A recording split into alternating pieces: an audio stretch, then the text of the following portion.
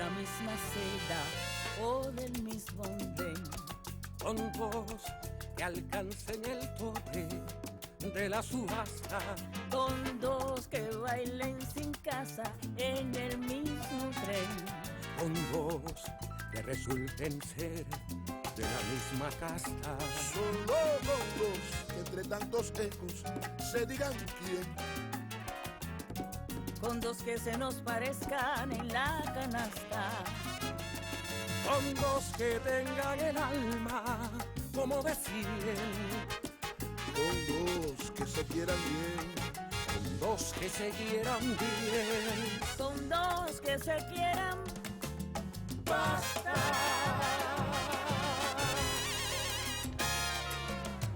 Muy buenas noches. Estamos Con dos que se quieran tres, tercera temporada, ahora aquí en los históricos estudios EGREN. Hoy, debutando el programa de esta tercera temporada, como ya les decía, me pongo hasta nervioso con presentarla. Está una de las mujeres que yo más he admirado en mi vida. Tricampeona olímpica, capitana de nuestro equipo de voleibol, una mujer además preciosa. Qué lástima que está sentada, para que ustedes pudieran ver la figura que mantiene mi admiradísima, mi queridísima Mireita Luis. Mi vida, mi amor, muchas gracias. Gracias a ti. Muchas gracias por haber venido, porque últimamente, en los últimos meses, has estado muy entrevistada. Así es. Tú, hasta el 2000 que te retiraste, fuiste el número 3 del equipo. Sí. Primero, ¿de quién lo heredaste? ¿A quién se lo entregaste? ¿Y por qué son los números de los deportistas en el voleibol? Sobre todo en el voleibol. Bueno, primero, Amaury, estoy feliz de estar contigo acá. Ay, mi vida. Siempre soy una gran admiradora tuya, como tú lo eres Sí, de mi persona, de tu familia. Y gracias por darme esta oportunidad. Es un honor para mí. El número 3, yo lo heredo de Ana Ibis Díaz. Claro. Una de las morenas del Caribe, una de las campeonas mundiales, entrenadora después. Lo heredo de ella. Cuando ella decide ya dejar la selección, me entrega su número. Ese número lo llevo con mucho honor, con mucho cariño, y bueno, traté de siempre defenderlo al máximo. Y ya cuando llega la hora de mi retiro, en el 2000, lo hereda Nancy Carrillo. Nancy Carrillo. ¿Y por qué son los números? ¿Por qué se le ponen los números? ¿Por qué cuando tú entras es el 3, por qué la otra es el 8 y por qué la otra es el 5? Sí, normalmente en el caso del voleibol, casi todo el mundo tiene aquello de escoger un número, porque le gusta, porque admira a alguien que usó ese número, por esas cosas. Lo así. escogen. Lo escogen. Pero si tú hubieras llegado y hubieras querido ser, suponte, el número 4, y ya el número 4 está agarrado, o sea, tú siempre quisiste ser el número 3, ese es un número que te gusta, porque tú eres uno. Bueno, yo en la EIDE, cuando comencé en el deporte, era el número 4. Ah, bien. ¿Por qué? Porque era Mercedes Pomares, la mejor rematadora del mundo, y era el 4. Y cuando llego al equipo nacional me cambian el rol a pasadora. Pero no por ello escojo el número 3, sino porque Ana Ibis Díaz fue alguien que me dio su mano, su corazón, cuando llegué a la selección. Y entonces ella, al verme jugar, al verme con ese carácter para integrar la selección, me dijo, no quiero usar más este número mío se lo voy a entregar a ella. Y me dijo que sentía mucho orgullo de entregarme su número. Por eso es que yo tengo el número 3. Bueno, hay un tema que a mí me llamó la atención.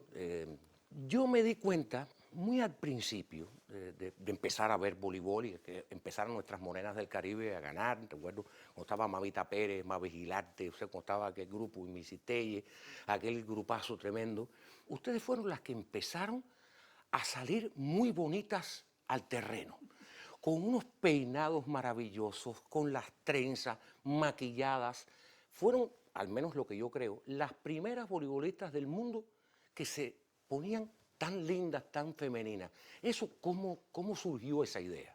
Bueno, nosotras marcamos una pauta, Ujú. creo que fuimos el equipo que revolucionó o quizás comenzó a exponer una moda en el deporte, para romper mitos también. Aquello de que la mujer deportista era más fuerte, que no era presumida, todas esas cosas. Y nosotras quisimos romper un poco ese, ese criterio, ¿no?, que existía. Y empezamos a cambiar incluso la moda del vestuario, cuando usamos aquellos famosos bodys. eh, Quisimos romper, quisimos pintarnos, quisimos tener las trenzas, hacernos moños altos y, ¿por qué no?, lucir bien femeninas a la hora de discutir una medalla, Y de bien ponernos bonitas, y bravas bien y bonitas, porque ponernos además elegantes, claro ustedes que sí. también, además todas ustedes son, todas las recuerdo muy bien, todas son muy bonitas, son mujeres. Muchas gracias. Yo a veces pensaba que las escogían primero por lo bonitas que eran. ¿Ya tú entras en el equipo nacional en el 82? No. Sí. Sí, en el 82. Sí, yo en el 82 con 15 años, en finales participé, o sea, en la gira de invierno que comenzaba a mediados del mes de diciembre por Holanda, Alemania, Bélgica. Comencé ya con la selección nacional y ya nunca más regresé ni a la ESPA ni al equipo juvenil. O sea, no tuve tampoco la oportunidad de estar en esos equipos, estuve apenas 3 meses y ya comencé en la selección nacional. ¿El retiro tuyo en el 2000 es por voluntad propia o tú te das cuenta o sea, porque te das cuenta que tus capacidades no son las mismas o porque te sugieren que es el momento de parar y dejar tu carrera en el cielo? Bueno, yo siempre he considerado, a Mauri, que cada ser humano, cuando desempeña una labor a nivel profesional, tiene que saber, debe darse cuenta cuando ya es el momento de retirarse. Y yo sentí siempre una gran responsabilidad en mi equipo y lo que más me ataba en los últimos años era aquello de que no hubiese una jugadora que cumpliera con ese rol tan importante, ¿no?, que era la posición que yo jugaba. Ya al darme cuenta que habían jugadoras que podían suplir eh, esas rematadoras, Sí, ¿no? claro. Es cuando yo empiezo a quererme retirar y hacer otras cosas, por Pero lo supuesto. empezaste ¿cuántos años antes a pensar en eso? Sí, ya hacía unos 5 o 6 años que ¿Tanto? sí, yo entré en la selección con 15 años Claro. y me retiré a los 33 años. O sea que tuve una carrera bien longeva en la selección nacional. Y entonces ya te comienza a llegar como un cierto cansancio psicológico, no físico, porque físicamente me mantenía muy bien. Yo era una atleta disciplinada en mis entrenamientos, trataba de hacer mi preparación física, que es lo que te da la longevidad. Y eso lo llevaba bien y tenía también buen rendimiento, pero ya sentía la necesidad de cambiar de actividad, de trabajar un poquito más con la mente y no tanto con los músculos, ¿no? ¿Tú te lastimaste alguna vez seriamente? Normalmente las voleibolistas se lastiman las rodillas mucho, ¿no? ¿O no? Sí, Las rodillas, sí. o los saltos, las caídas. Sí, yo tuve 3 operaciones. Yo me operé no solamente la rodilla, la primera sí fue la rodilla, que coincidí con tu hermosa Sí, con madre mi mamá. Sí. en el Fran País. Sí, esa se operaba la rodilla todos los años. Y ahí nos veíamos muchas veces. Y me operé la columna, que tuve 2 hernias discales, y me operé el hombro, tuve una luxación acromioclavicular. Pero todo producto del voleibol. Los 2 productos del voleibol, las hernias discales y la rodilla. El acromio me caí un accidente en moto. Bueno, eso es casi doméstico ya. Los voleibolistas en general, comprenden los riesgos que trae el deporte y aún así lo asumen o se van sorprendiendo de que uno se puede dar un golpe y lastimarse. No lo comprendes, simplemente te dejas llevar, porque yo creo que el amor que tú sientes por lo que haces es más profundo, mucho más fuerte que lo que te pueda pasar. O sea, que no piensas en los riesgos porque en esa edad además eres joven, eres hábil, tienes toda la destreza. Claro, es Y como un realmente, muelle lo que tienes en la pierna. sí, Claro. yo nunca pensé lesionarme, nunca pensé que me fueran a doler las rodillas. Las dolencias para mí no existían, existía solamente el terreno de voleibol. y lo que yo podría hacer, lo que era capaz de hacer. Y realmente no pensé nunca en los riesgos, en lo nocivo que puede ser para las articulaciones de un atleta de alto rendimiento. Nunca pensé en eso, realmente. Y si lo piensas, no lo haces. Sí, sí, bueno, Si sería un logras, consejo para las muchachas que estén mirando ahora y que tengan 15 años y quieran jugar voleibol. claro. O sea, es bueno que lo sepan. ¿Hay alguna manera de prevenir eso? Sí, existe la manera de prevenir con, primero, una buena planificación del entrenamiento. Dos, la disciplina. La disciplina es importante de hacer lo que corresponde y lo que debes hacer. Cuando eres un atleta que no asumes la responsabilidad con seriedad, te pueden suceder cosas. Existe el trabajo, o sea, la relación trabajo-descanso, que es importante. Cuando tú entrenas en la mañana, ¿cuántas horas debes tener de descanso para volver a incorporarte a una actividad física importante como es la del alto rendimiento?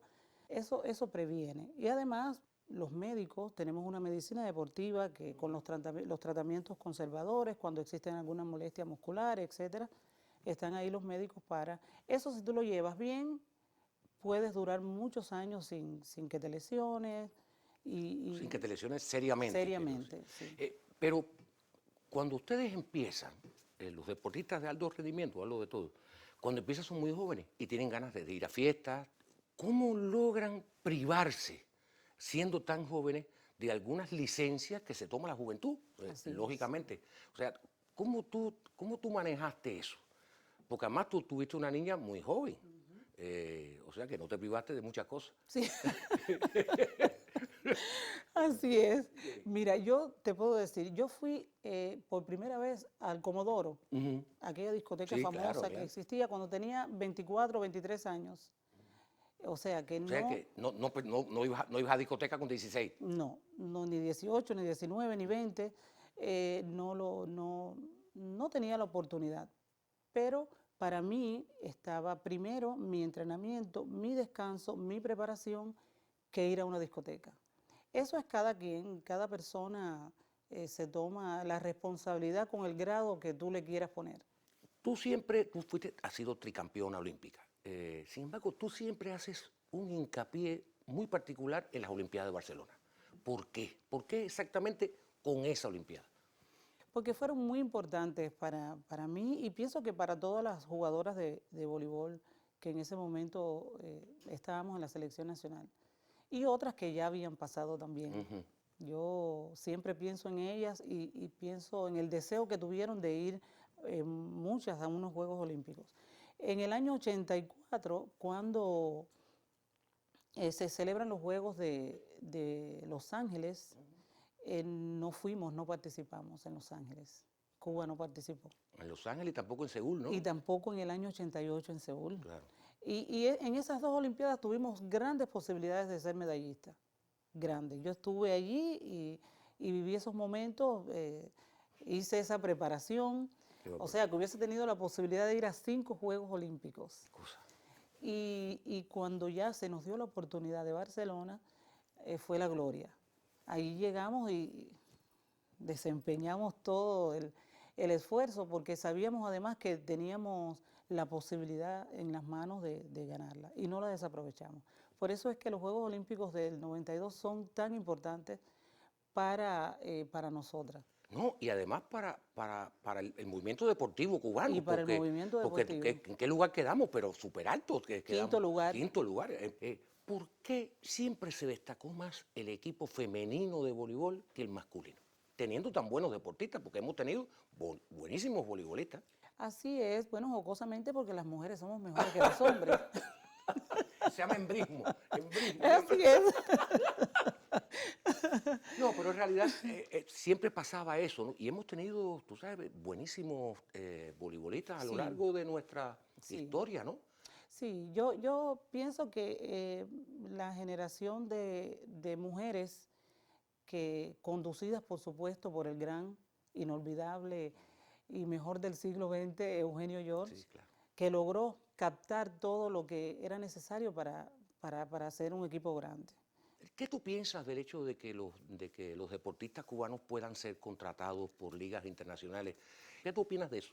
Al calor del tiempo que ha pasado, ¿no? Sí, sí. Bueno, yo te puedo contar. En mi generación se hizo, logramos jugar, yo jugué en Japón, En Japón. jugué en Italia y varias compañeras mías también contrataban. Yo creo que sí se puede. Solamente hay que hacer una buena planificación. Primero, crear una buena base de atletas en nuestro país, crear nuestros equipos y entonces tener la posibilidad entonces De compartir. de compartir, de decir este atleta me interesa, quiero desarrollar este atleta y así hacer una buena planificación. Pero yo pienso que es importante, que sí se puede, el mundo en el deporte se ha desarrollado muchísimo. Nosotros seguimos manteniendo un sistema deportivo que nos da la posibilidad de tener nuestros atletas muy cerca, de educarlos, de tenerlos a nuestras manos. Solamente creo que tenemos que seguir perfeccionando esa forma de contratar a los atletas.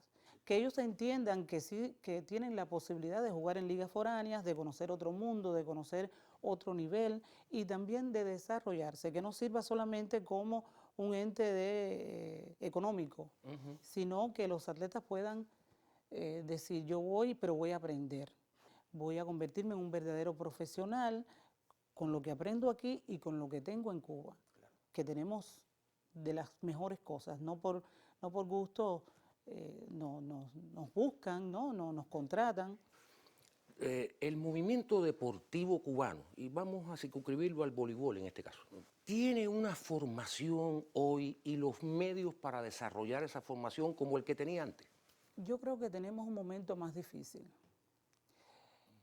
Yo veo y he notado que en estos tiempos se han hecho muchos cambios. Y en algunas ocasiones, no en todas, porque los cambios son necesarios. Sí, sí, claro, claro. Pero siempre sobre la base de lo que mejor se hizo una vez.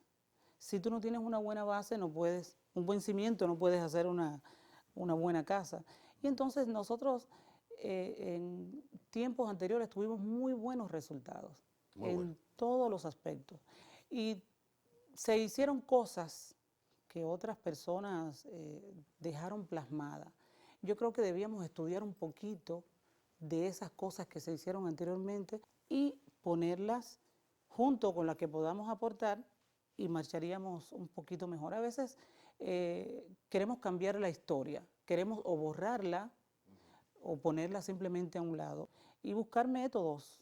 Porque a veces yo pienso, Amaury, que a veces hacemos una cosa, otra cosa, y tenemos 10 frentes abiertos. Pero en la concreta, esos 10 frentes nunca llegan a unirse.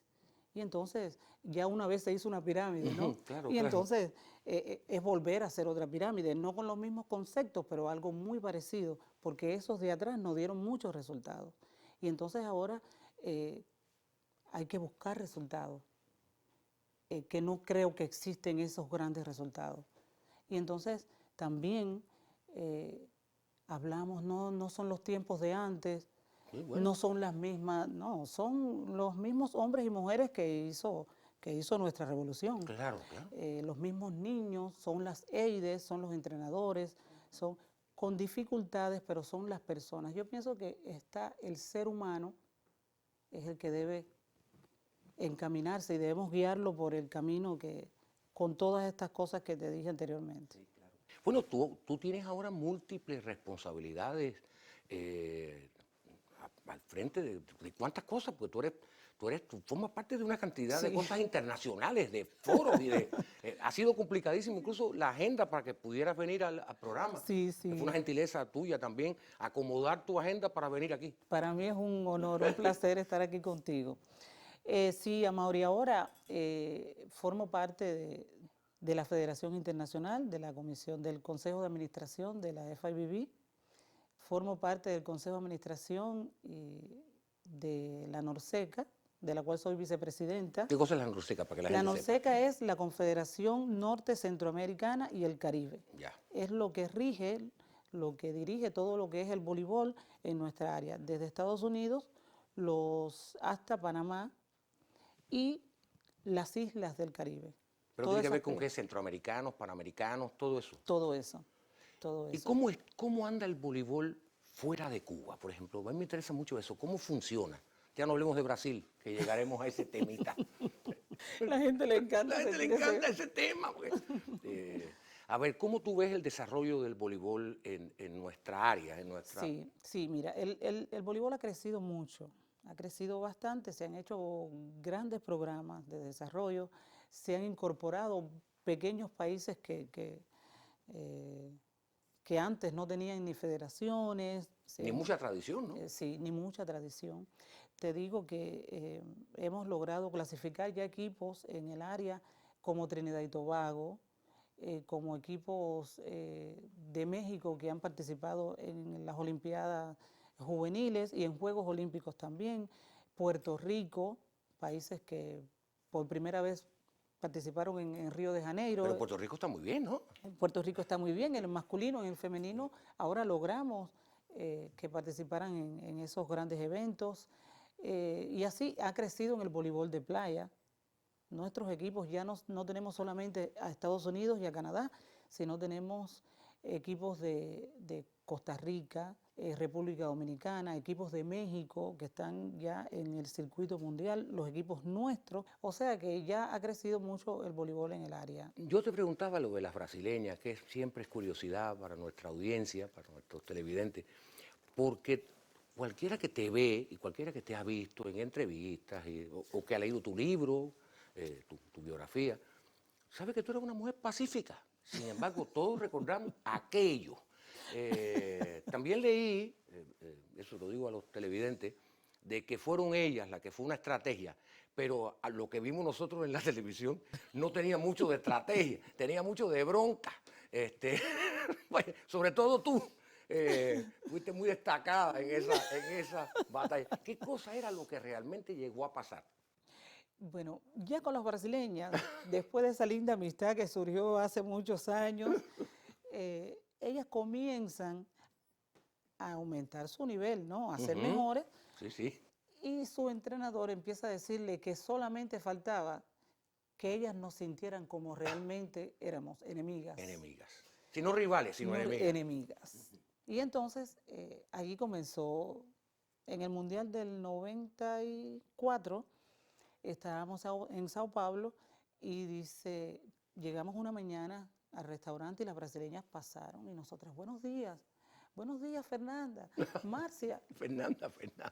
No nos miraron y nosotras, ¿qué Dale. pasó? ¿Qué pasó? Y Tania Ortiz, que era así muy, dice Tania, déjalas, no nos quieren mirar. Y después en la noche vimos en la televisión que ellas habían hecho entrevistas, o sea, y estaban planteando de que las cubanas era el equipo a derrotar, que ellas eran las mejores, que iban a ser las campeonas mundiales, que era la oportunidad porque estaban en Brasil. Bueno, nosotras todo eso nos asombró, dijimos, pero mira cómo están hablando, son campeonas mundiales sin jugar. Está bien, dijimos como decimos los cubanos, sí, está bien. Quedaron Y entonces lavadas. ahí fue cuando comenzó esa estrategia. Allí ya barrimos, ganamos ese campeonato mundial sin perder un set. O sea, hasta 3-0 en la final, habían casi 20.000 espectadores, 3-0 para las brasileñas.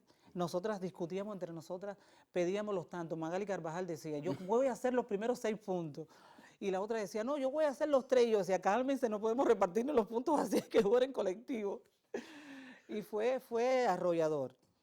Y después eso fue en su público, o sea, en su país, en su tierra, fue algo bien fuerte. Seguimos y ya en los Juegos del 96, ellas venían con un buen equipo también. Y ahí teníamos nosotras algo así como un poquito de cansancio psicológico. Habíamos ganado mucho. Desde ese entonces no habíamos perdido un partido con nadie. Y llegamos allí y nos fuimos para la peluquería, nos quitamos las trenzas, ya la gente empezaron nos desubicamos, bueno, yo decía, están desubicadas. Y bueno, allí pasó, ellas nos ganaron un partido, ese partido nos dolió muchísimo, ya estábamos que no dormíamos en la noche, teníamos duda, eh, estábamos un poquito inseguras y que algunas jovencitas decían, mire, pero ¿cómo ustedes dicen que están inseguras? Yo te oí, Taimar y Agüero, decía, yo te oí que tú decías que estabas insegura. Yo le decía, la inseguridad siempre está, eso es el deporte, ese nerviosismo, Sí. esa adrenalina que... Pasa también en el arte, ¿sabes? Así, donde quiera. Y entonces, bueno, allí Eugenio, una estrategia de esa que solamente él nos hizo un discurso en la mañana fortísimo y nosotras tuvimos una reacción. Y entonces él nos dijo, esa es la reacción que ustedes deben tener frente a los equipos que van a jugar ahora. Y así fue. Y ellas estaban envalentonadas, ellas decían que iban a ser campeonas olímpicas también. Y usamos una estrategia. Como el nivel estaba bastante parejo, después que terminó la reunión técnica, todo, las muchachas me dicen, mire, bueno, y entonces yo le dije, bueno, vamos a usar la táctica nuestra. ¿Cuál es? Bueno, vamos a ofenderlas y vamos a decirle de todo. Y esa fue... Es que no te imagino. Ahí fue, y entonces me decían, mire, de todo, todo lo malo, todo, de todo. Y entonces por la NE empezamos a decirle cosas a las brasileñas y eso fue una táctica que usamos para... Pero la ofendieron a la cubana. A la cubana. A la cubana, Ya. cubana. Ya me imagino. Ya te imaginas todo lo que habrán hicimos. dicho. Tú has hablado, yo lo estaba dejando para más tarde, pero me parece que es el momento, ya hablaste de él, ya lo nombraste, Eugenio Josh. Él fue algo más que un entrenador para ti. Él era un hombre que no debió morir nunca. Se dice que él murió en tus brazos. Esto es literal, o sea, ocurrió así. En los últimos años que ya Eugenio, que entra él a trabajar un poquito allí en la federación, que estaba ya como asesorando a los entrenadores de la Ya estaba enfermo. selección, ya estaba enfermo. Lo acompaño a reuniones a la Norseca, él era el presidente de la comisión de entrenadores de la Confederación y de la Internacional. Y entonces ya yo también entro en la Norseca y comienzo a acompañarlo. Y hablábamos mucho. Y ya iba yo más a su casa de lo que iba antes. Nos tomábamos un café o un té. Y su proceso de enfermedad igualmente lo acompañaba donde quiera que fuera necesario. Y cuando estaba en la escuela yo me encargaba de almorzar con él, de cuidarlo, de decirle no te comas esto, no te comas lo otro. A él le gustaban, como dice, él decía, las chucherías. Sí, claro. Y entonces yo estuve muy cerca de él, muy cerca. Y cuando falleció en su casa, fui la primera persona a quien la familia llamó y fue la primera que llegó allí. Y de ahí hasta la tumba. Y como entrenador, ¿cómo era? ¿Daba órdenes de una manera dictatorial o formativa, suave? Era un hombre tan dulce. ¿Cómo podía controlar a mujeronas como ustedes? Es que Eugenio era un maestro. Eugenio era algo sobrenatural, por decirte. Eugenio era capaz de seguir formando, de nosotras estar en la formación y conversar 45 minutos y no hablar nada de voleibol. ¿Qué cosa? Y cuando tú salías, cuando él terminaba de conversar, o sea, de intercambiar con nosotras, tú salir al terreno y hacer el mejor entrenamiento de tu vida. Ese era Eugenio. Él sabía cuando estábamos enamoradas, sabíamos cuando sufríamos un desamor, sabía cuando nos dolían los ovarios de verdad, que no fingíamos. Físicamente, claro. Sabía cuando estábamos cansadas, cuando queríamos ir a la casa, cuando habíamos ido a bailar la noche anterior, si hubiese habido una escapadita. Claro. ¿Se daba cuenta? Se daba cuenta de todo. Y a veces le preguntábamos, Eugenio, ¿cómo tú lo sabes? Y me decía, y a mí, por ejemplo, me hacía así, tus ojos no me engañan. Bueno, es que tus ojos no engañan. Era así tan calmado como se veía en la televisión cuando uno veía los juegos. No era así. Uno veía que era un hombre en paz, totalmente. No podía ser así. No. Eugenio Te voy a hacer una anécdota muy cómica, claro. muy rápida. Estábamos entrenando un día y llegó, ¿recuerdas el Somos Jóvenes? Sí, hombre, claro. La revista. La revista Somos Jóvenes, y llega Mercedes Pomar y dice, mira, Eugenio, viene una entrevista de Eugenio en el Somos Jóvenes. Y cuando abrimos decía, ellas son mi vida. Era el titular qué lindo. que hablaba de nosotras. Qué lindo. Y nosotras, ay, qué lindo. Pero ese día todo bien. Al otro día el entrenamiento comenzó y no empezó a salir muy bien. Y Eugenio nos dijo, tiempo, paren las pelotas, para la pista, 20 vueltas a la pista. Y después que le dimos aquellas 20 vueltas a la pista, fuimos para el terreno y subió a la net, a la altura de los hombres, un poquito más, y dijo, 120 ataques dirigidas, zonas dirigidas. ¿Te imaginas? Terminamos con las piernas hechas pedazos. Y Mercedes Pomares, cuando íbamos para el baño, miraba así para el carro, cuando Eugenio se iba para el parque, decía, ellas son mi vida. Ellas son mi vida. Bueno, Mercedes también se la trae. Sí. Ya hemos dejado claro lo que significa Eugenio en tu vida, pero tu mamá, que en paz descanse, tuvo un rol muy importante en la crianza tuya y de tus hermanos, son muchos. Sí, bueno, ya no somos 9, somos 8. El mayor falleció hace ya un tiempo. En ninguna entrevista hablas de tu papá. ¿Desapareció temprano de la vida de ustedes o no? No, mi papá... Siempre hablas de tu mamá, o sea, de tu sí. mamá mucho, ¿no? ¿Por qué mi mamá? Porque mi mamá fue la que tuvo aquella valentía de separarse de mi papá con todos sus hijos, aquí en aquel campo de Camagüey. De Camagüey, claro. Camagüey no vertientes, vertientes Sí, no, sí, Aguilar. claro, sí. La gente dice la camagüeyana, pero es vertiente y vertiente tampoco. O sea, Y entonces tuvo la valentía de salir de allí, irse a Camagüey con sus 9 hijos y emprender una vida prácticamente sola, con ayuda de mi padre, pero no la presencia de papá. claro. Y entonces, por eso es la heroína Catalina, que hace que todos sus hijos estudien, nosotros le llamábamos la capitana de la escuela de cadetes, Sí. porque cuando Catalina Ah, llamaba sí. la atención, Sí, era sí, todo bien, el mundo. Sí, era... Y entonces ella tuvo 7 varones y 2 hembras, te puedes imaginar en aquellos años, 69, 70, y entonces por eso es que hablamos de Catalina. Pero mi papá fue un hombre muy importante también en nuestras vidas, primero por ser padre y ejemplo. Mi papá era un hombre muy educado, una persona con una presencia, un físico que llamaba mucho la atención, o sea, con una personalidad muy linda, pero muy suave, era religioso. Sí, por él fuimos a la iglesia, fuimos bautizados todos en la iglesia, y una persona con una sabiduría increíble. Fue quien nos enseñó a hablar idiomas, hablaba inglés, hablaba francés, Sí, hablaba hombre, creol, que era su claro. lengua de su tierra, de ¿no? su tierra, sí. Pero Alejandro era magnífico, se reía poco, pero cuando se reía era precioso. ¿Tú le decías papá, papi o Alejandro? No, le decíamos Bobby. Bobby. No sé por qué, pero es una palabra en creol. No sé por qué, tengo que averiguar, que nunca eso lo he tenido en cuenta.